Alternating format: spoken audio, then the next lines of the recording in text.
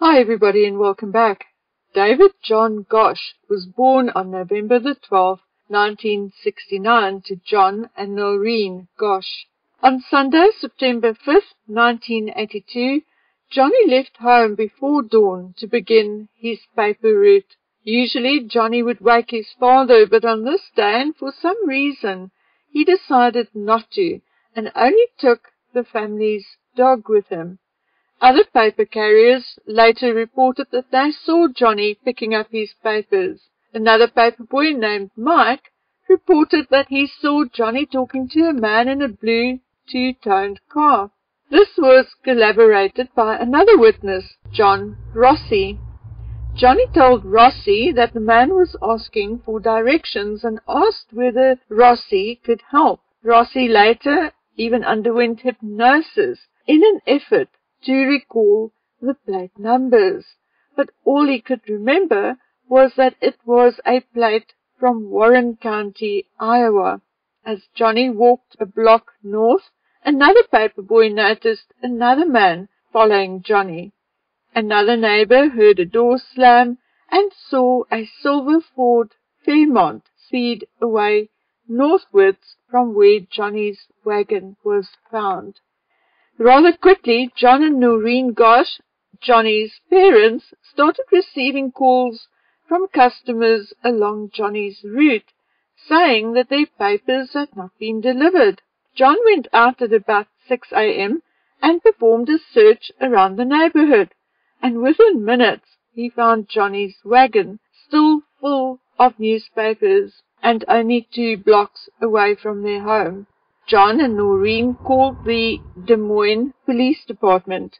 It took them about 45 minutes to arrive, and as always, their first reaction was that Johnny was a runaway or sneaked off with some friends. When that could not be proved, they went with the kidnap theory.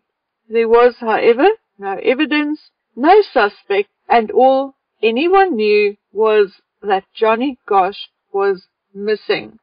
A few months later, Noreen was informed that her son had been spotted in Tulsa, Oklahoma, when a boy yelled to a woman for help before being dragged off by 2 men.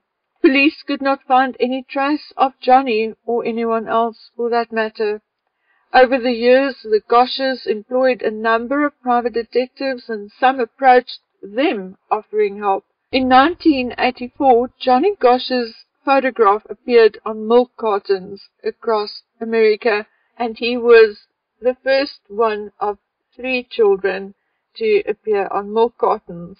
Very seldom you hear of the other cases linked to the disappearance of Johnny Gosh, but indeed, on August the 12th, 1984, Eugene Martin, another Des Moines paperboy, disappeared while delivering newspapers on the south side of Des Moines. Eugene was 13 and would have turned 14 5 days later.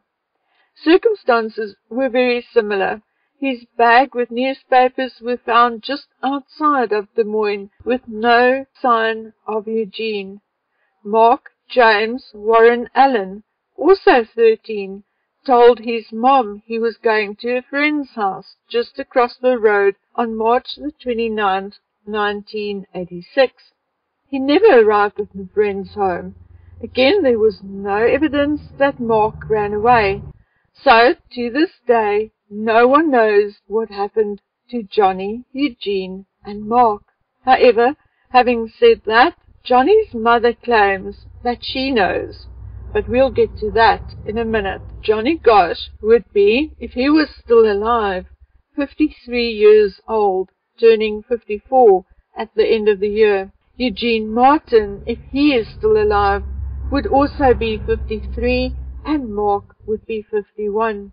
Although the 3 boys lived in different directions, they actually lived very close to one another, not more than 13-14 minutes drive from each other.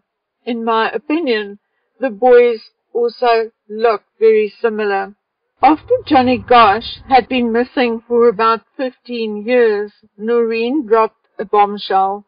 She said she knew what happened to Johnny. According to Noreen, Her son was captured by a pedo ring, but was cast aside when he grew too old. He managed to escape and assumed a new identity. And that, she said, Johnny himself told her when he knocked on her door at about 2 a.m. one morning. Johnny's father, who had been divorced from Noreen for years, said that he was not sure that such a visit really occurred. But Noreen said the young man at her door even opened his shirt to show her his birthmark. Law enforcement never confirmed it, but said that if it did happen, it's more likely a case of someone pretending to be Johnny. At one point, Noreen also found a packet containing photographs on her porch, the obvious message being that one of the boys was Johnny, but police said it wasn't. It was kids playing the fool, and that was that. Johnny had now been missing 41 years, Eugene, 39, and Marc, 37 years. It is long past due that this mystery is solved, unless an alien spacecraft swept them up and off to a distant planet. These bodies must be somewhere, or if they survived, then these men must be somewhere. Someone knows, and it's time these poor families are relieved of their agony. I thank you for listening and spending your time with me. Until we meet again on the next one, please take good care of yourself and each other. Bye.